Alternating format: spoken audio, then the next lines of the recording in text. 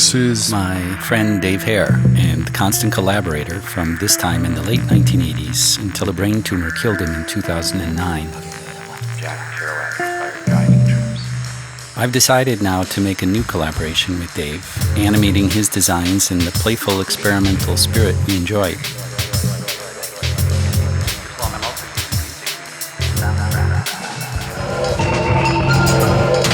Hello, emptiness. Do your worst.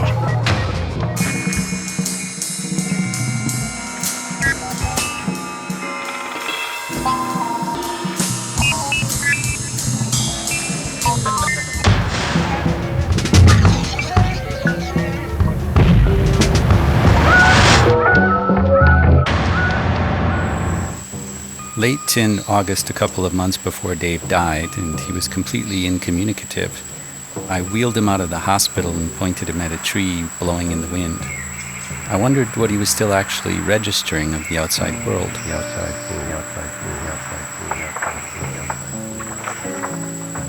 Did he remember summer?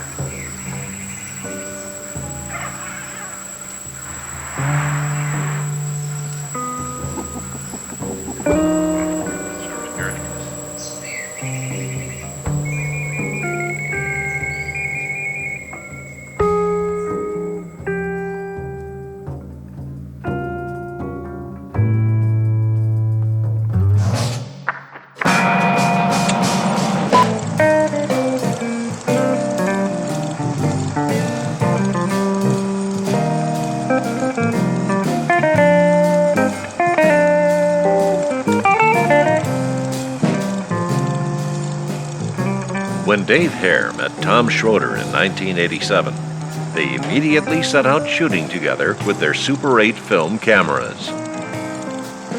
Dave made his own misshapen lenses, but it was a screening of the Brothers Quay Street of Crocodiles that really provided the new friends with a path to pursue, capturing animation frame by frame. With the energy and untested ambition of youth, Tom and Dave conducted a series of largely abstract material experiments.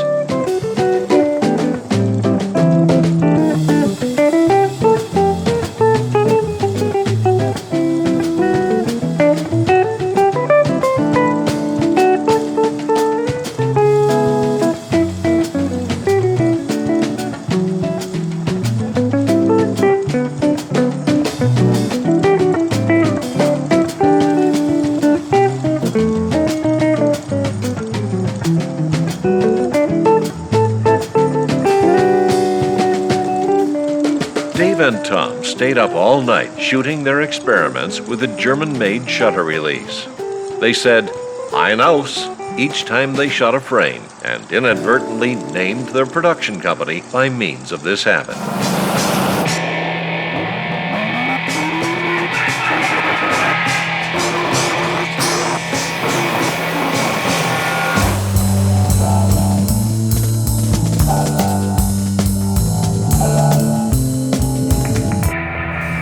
Dave had an initial surgery to remove the tumor in his head, which left him looking like a football. One night, his younger self came to visit him after everyone else had left. The younger Dave looked at his future damaged self and said, "Why can't I bring myself to feel sorry for you?" One day, Dave was going through his life unsuspecting, and the next day, the tumor in his brain reached a size big enough to cause a seizure.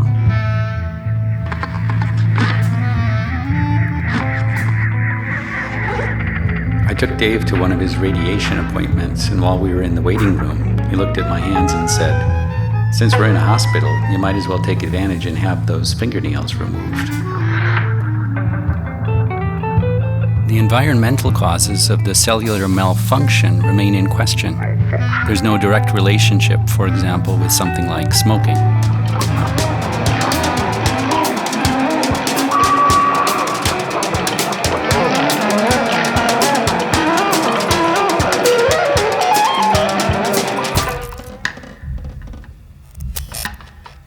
When I opened my eyes this morning, I looked up and it was like, where the hell did that ceiling come from? Right.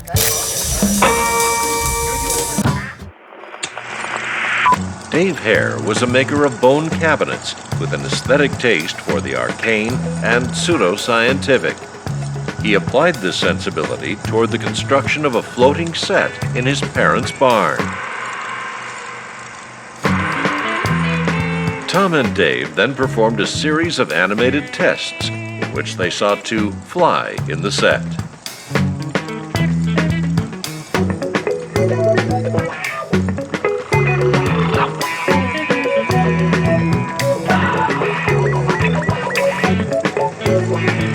As the brothers Quaid drew from Bruno Schultz, Tom felt that they also needed an obscure literary source as the thematic basis for a short experimental film.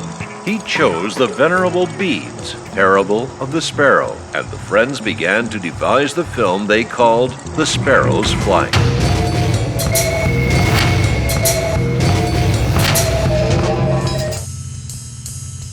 I visited Dave in the hospital, fed him his dinner with a spoon. The Dave I knew was now trapped in an atrophying body that the hospital diligently kept alive. Returned home, found a rabbit in the behind house, broken neck. Turkles, turkles, turkles, turkles, turkles, turkles, turkles, turkles, turkles, turkles, turkles, turkles, turkles.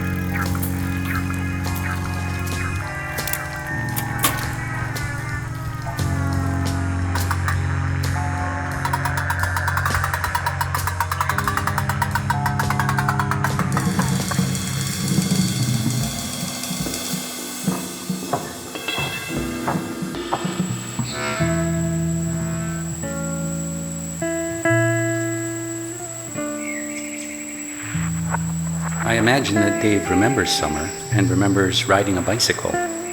Looking down at the blur of his front tire in a moment of particular clarity, he sees an ant crawling on the road and manages to avoid it.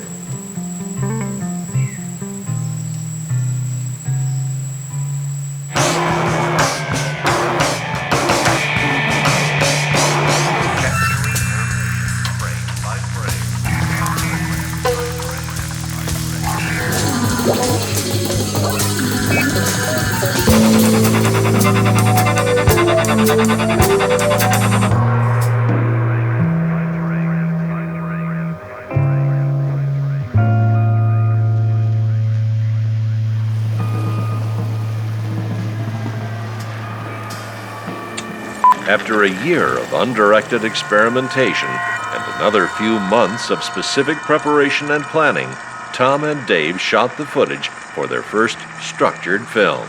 Here is a reconstruction of that first Ein Aus animation film shot in the barn studio, The Sparrow's Flight.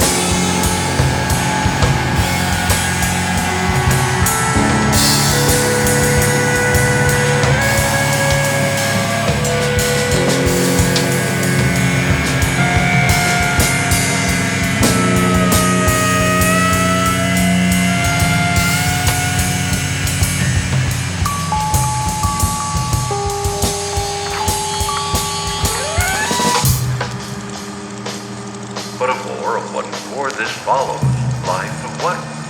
We know nothing.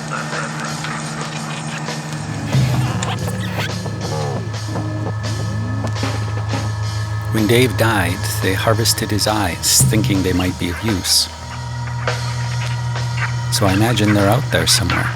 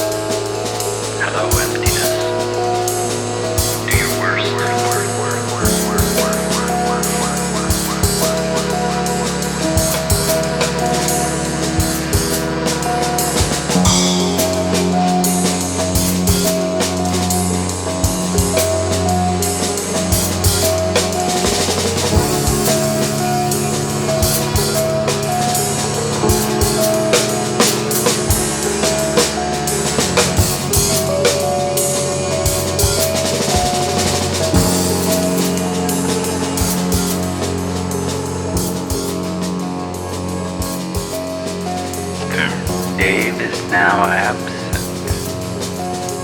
We won't be two old men jumping in a barn together, but I am able to collaborate with him again on this film by means of the memory on his hard drives. For two odd, introverted people like Dave and me, I suppose the play at our projects is what served as love between us.